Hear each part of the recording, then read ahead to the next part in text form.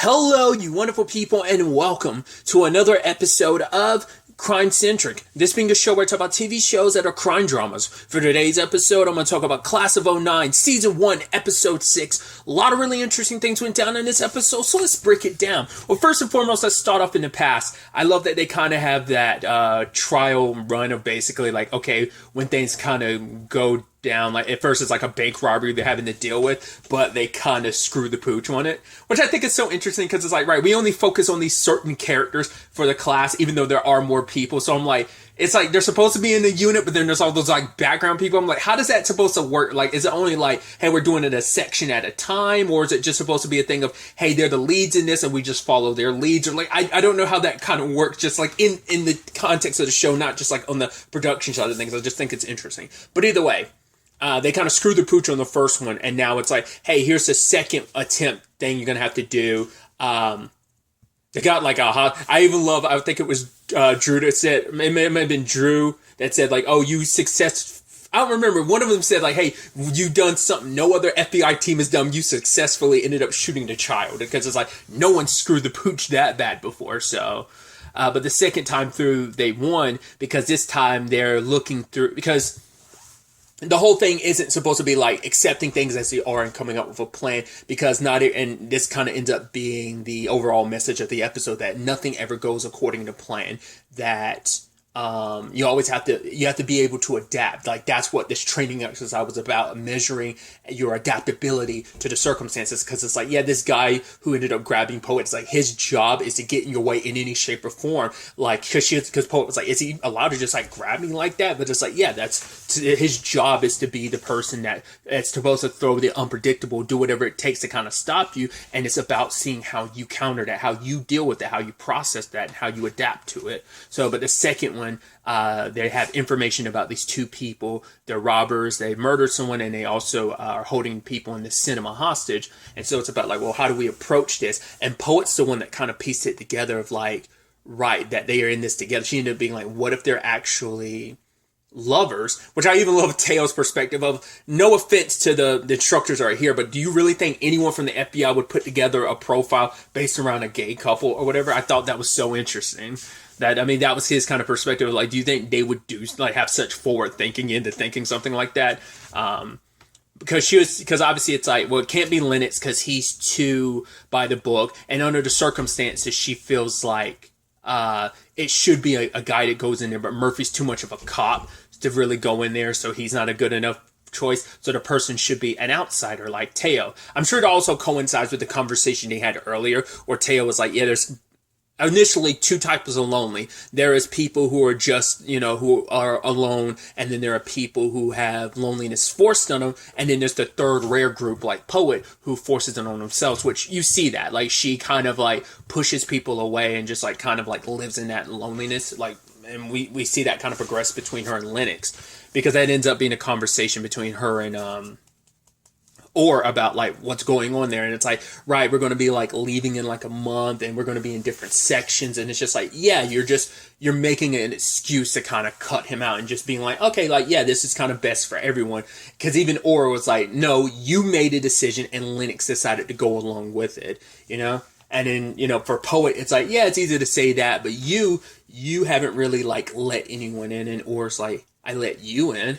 And you can tell, like, I think it's probably then that Poet probably had some idea back then in 2009, but she didn't want to say anything, didn't want to even question it, because she liked the dynamic as it is. And so for her, it's like, hey, if I let this progress any further, like, it'll be like any other relationship she kind of pushes away. I mean, to be fair, I guess you could make the argument that's why, like, what she's already doing, she's pushing Aura away of like, yeah, we're close, but I'm always still keeping you at a distance in some regard. So, but Teo's the one that went in, and I think it is very poetic that obviously what his trajectory in his career eventually becomes, it feels befitting that he would be the one. But like Poet said, it's like, right, he's the outsider in this situation. So an outsider, speaking to outsiders, he was able to kind of talk to them, try to get, one of the people was hurt and was dying from the wound, and it's like, hey, I can get you an ambulance, but the fact is, if you try to wait for a car, this person won't make it. And it's like, and the guy's like, one of the guys ends up sadly dying, obviously in this act or whatever. And so the other guy ends up killing himself because he didn't want to be without him. And obviously those guys were actually happy because one of the guys was like, oh my God, we never, like everyone always comes in bursting in, guns a blazing. We never get to play out the love story part of it. So Poet nailed it. And so that's why it was kind of like, oh, cool. So that got to be a new experience for them. And also Drew made a point that I think her and Gabriel made the point of like, the fact is, this was a test of doing nothing. Because sometimes it's like, because every instinct in you even saw it with Lennox, you could tell he didn't want to just stand there. It's like, are we really just going to sit here and do nothing? And it's like, oh, I think even Murphy was kind of feeling that too. But Poe was like, right, we're going to do nothing.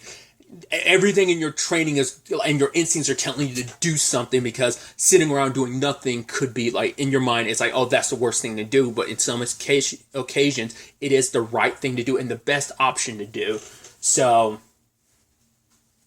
because everyone gets the same speech about like how no one has ever like gotten through this exercise with every hostage living except for this class, because everyone hears that and overcompensates. They throw in more smoke grenades and tries to take everyone down. This class took this different approach, and it's a lesson of doing nothing, something that the FBI can't really train you for. It's got to be kind of, I think, something in you, the instincts. You got to trust that instinct in you to do nothing, to fight those urges and other instincts that tell you to do something. So thought that was kind of interesting. But we also see where things kind of ended between Lennox and Poet. For him, it's like, right, I can't do this half-hearted thing. I think especially after that speech between those two actors who are playing the bad guys in this situation, plus hearing them say like, oh, we never get to play the lover's role, part of our story.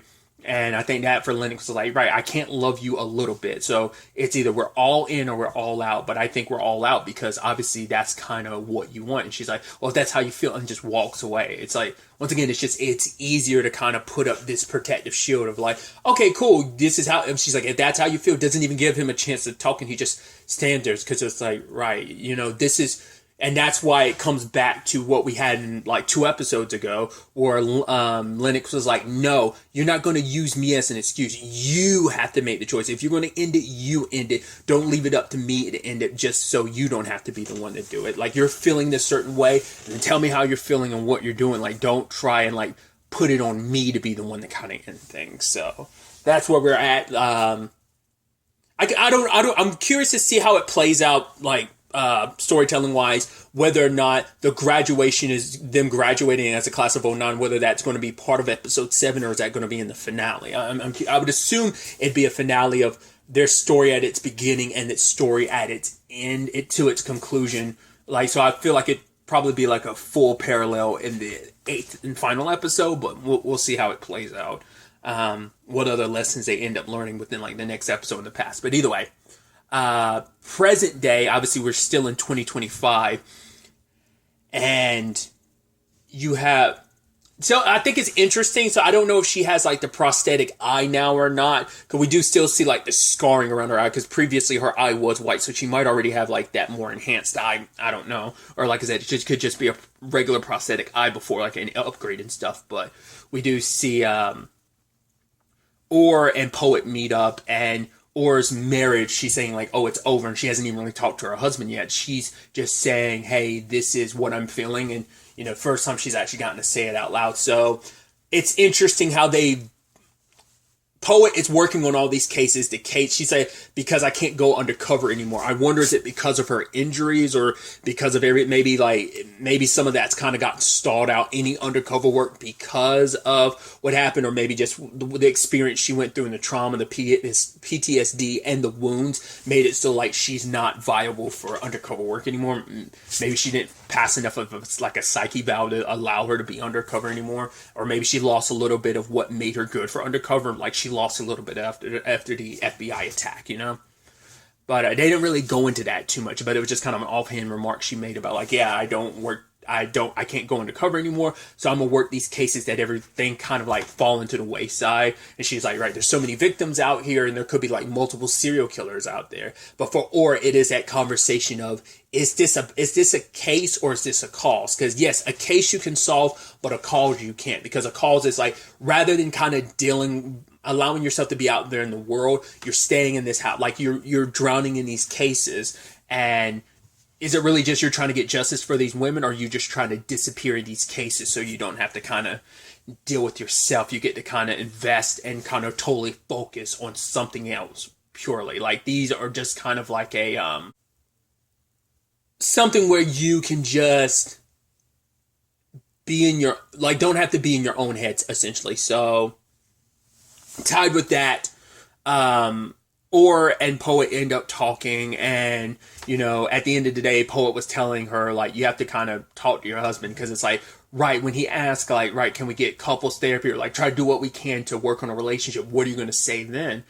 And or it goes back to a scene we saw, I don't think it was the last episode, maybe the episode before last, where she had told her parents about her joining the FBI. It's like, right, their reaction then was enough for her to be like, I can never tell them the truth. And Poet's about, tell them what? She's like, that I'm gay.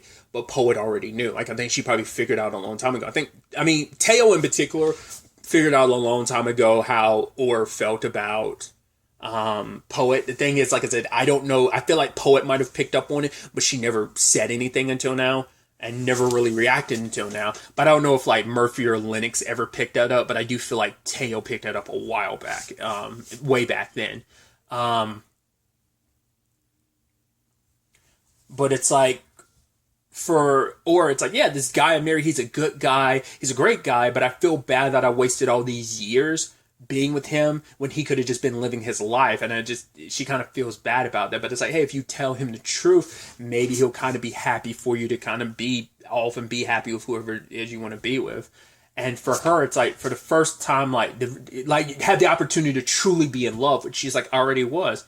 And Poet's like, with who? And it's like, with you. And her and Poet kiss, but Poet's like, I'm sorry, but Or's like, it's okay, at least I now know. Which all of these scenes, we kind of got some context with the future elements in the past episodes, where Orr was saying, because of that moment right there in present day in 2025, it made it so that when the time came for her to have Orr's back about the whole system of Amos's, that she didn't back her because Poet felt like, oh, it'd be too much of a conflict of interest, because I don't want to choose your side because it'd be too much, because it's like, I told you I loved you and you kind of pushed me away, and that's why you didn't agree with me in this situation, because you tried not to be biased in that situation, but by not being so afraid of being biased, and obviously Poet's own like issues with like relationships and getting close to people, it made her kind of probably not look at the situation as objectively as she should have, because in her attempt to not be biased, she ended up skewing so far the other way rather than being very objective. I think. I mean, that was kind of like Orr's perspective in a previous episode in the future, so. Which sounds like such an oxymoron to say, like, oh, in the past episode in the future. The future segment of a past in a previous episode is how I should have phrased that. But either way. But along with all of that, we have Teo and Amos working together. It's so interesting to see kind of like the room with like the code or whatever. It's like, right, we saw that in the future segments of the episode. We've seen that room, but it's kind of interesting to see it like 9 years prior. But obviously both of them working so hard to convince like the current director of the FBI to allow them to kind of test roll this system, and their reservations about it. Once again, it being this situation of this machine gathers all this data, but it isn't driven by biases like a human would be. Once again, it's meant to be as objective as possible. Of, it doesn't pay attention to certain details unless those certain details connect to the crime and are important to keep in mind because of said crime that might be committed, or certain details that feel like they could lead up to a crime. So once again, Amos made the whole point last episode, I believe, about everyone being guilty until it kind of marks you off as innocent. Like that way you get rid of like the biases of it all.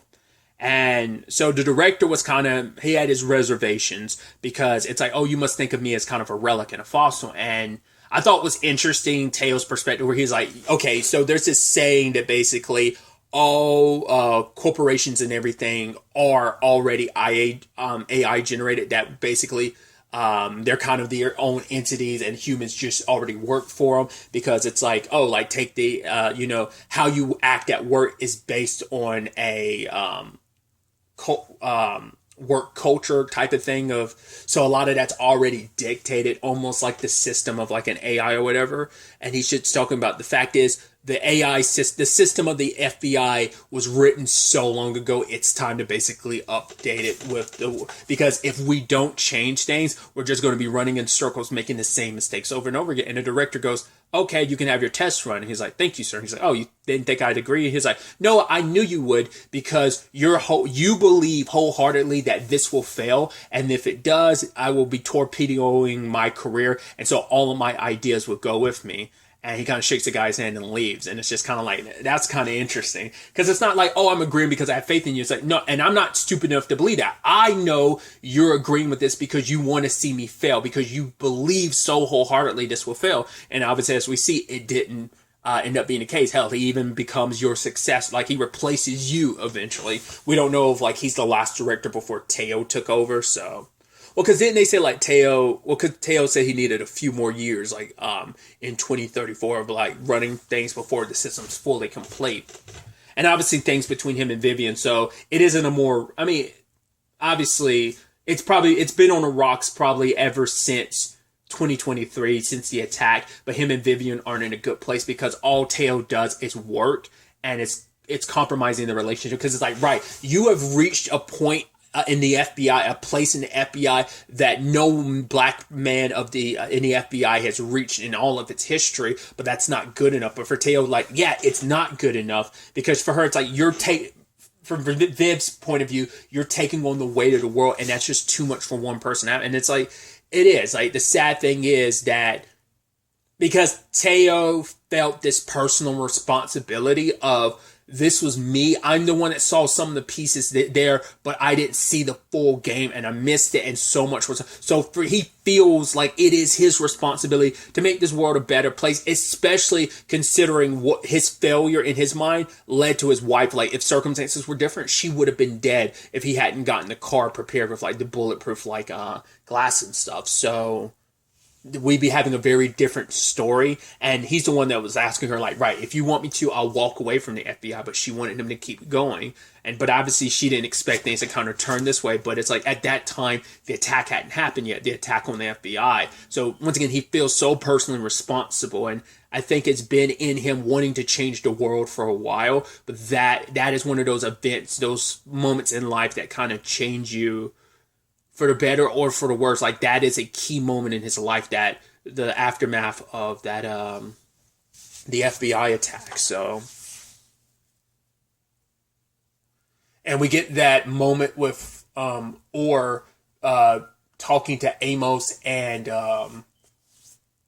Teo, and she talked about, right, what this AI is doing. Like, the fact is that the system will be, she was like, we already had like someone kind of running things on her, like how the FBI is run, like one single person kind of running the FBI for like 40 years. You doing what you're doing now is just putting a system in that place. And we're just the whole point is like, right, the FBI needs to step into the future, but by stepping into the future, you are trying to not make mistakes of the past. You are in turn still making the mistakes of the past, just in a different capacity. It's like you're putting this system in place, once again, rather than leaving it up to these agents to determine, as they kind of put it, it's like, hey, whether look for an agent looking for a needle in a haystack, the system will find the needle, and it makes it easier for the agent to spot it. And it's like, okay, and that way the agent can spot the needle that was already there. But once again, we know from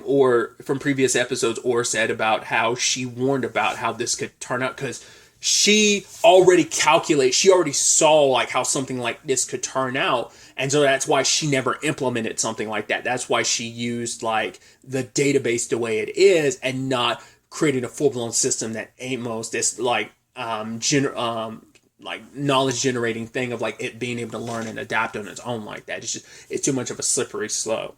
So that ties into the future where Teo is trying to figure out, okay, how did this whole church situation happen? Which the people that are part of that like brain trust of like, oh, monitoring all of this and being like, well, how do we know it wasn't wrong to do what it did? But it's like, that's the thing. And once again, it slipped out of Teo's control because no one can actually explain why it did what it did and went rogue the way it did and attacked this preacher. And we now know because this preacher was helping hide the senator as well as the agents that are trying to turn it off.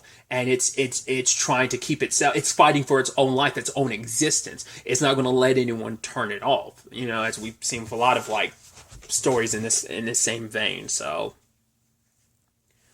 and you know, Teo ended up sitting down with his mom, and I thought it was kind of interesting that beautiful story, not even a story, but thing he had said where, yeah, when the building was getting repaired, he sprinkled some of his dad's ashes into cement, which I love his mom being like, yeah, don't do that to my ashes. And he's like, I understand, ma'am. But it's like, right, you had to go and change the world. And he's like, I changed the world. She's like, yeah, you did. But in the process, you lost the person you were changing the world for, Vivian, you know? So,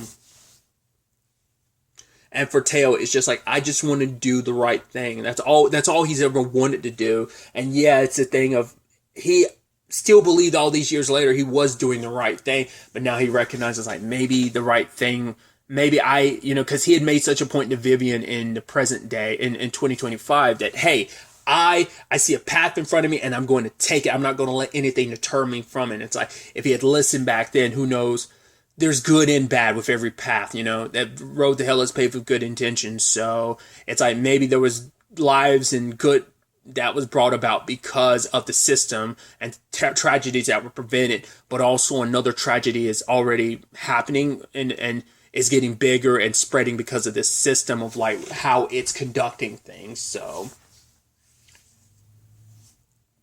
you had Murphy going back to the church trying to get the footage from the cameras, and so when Teo shows up, he lets Murphy go because he's like, right, I can't let you take the footage, but I can let you take a copy. But the moment he left with it and he was going to go see the senator with it, the showcase, like, hey, this is the system kind of going rogue on its own. We could use this as the impetus to try and get this shut down showcase. Like, hey, this is beyond anyone's control, beyond even Teo's control at this point in time.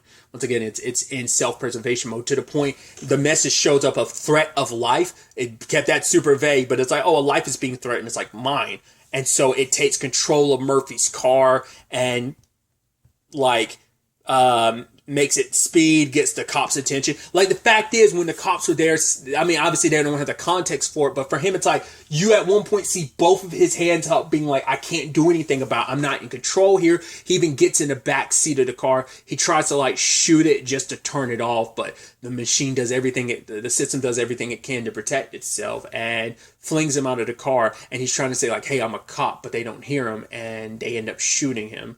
And, the system completely erases like any record of itself in his system, so there won't be a direct connection, and just like that message of threat of life disappearing, and the people who are monitoring it just being like, oh, I guess, well, whatever that was taken care of. They don't think of anything of it, of just like how something so terrible, how a tragedy just struck in front of them, and who knows how many other instances there have been. Obviously not to this level necessarily, well, I mean, I guess arguably the Amos was kind of like that, because Amos was trying to like stop this system, and it's like it's taken another life indirectly but also directly. So that is kind of sad to see Murphy's gone. So now it begs the question, I mean, 2 more episodes, not all of them, they might not make it in the end. Like, I think maybe some of the class might survive. I feel like Teo might sacrifice himself, but like Lennox or Poet, like it still could be a toss up of like some of them can live and some of them, once again, Murphy's already dead, so it could be a thing of, I can see Teo dying, and I don't know if or Lennox will. I feel like Poet might survive, but I don't know how that'll all shape out. Not unless Poet and Teo end up being the only ones that survive. Or maybe Poet's the one that sacrifices herself instead of Teo. because what was her, the whole thing about her character is always like, right, helping, but also like, it's interesting how the messaging of the episode being like, do nothing, but I guess it's like, the do nothing came back to Teo, him and Amos. They should have done nothing in this capacity.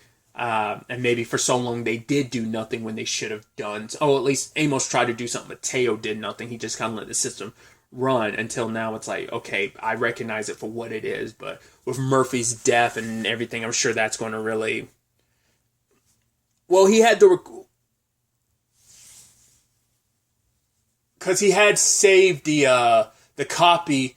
Well, because it's still being processed and everything at the church. So I'm wondering, did it sneak in and alter that footage in any shape or form before anyone else can see it? And the only existing does the system know that Murphy made a copy of it? It had to, because that's why it went after Murphy in the first place. So was it able to affect the?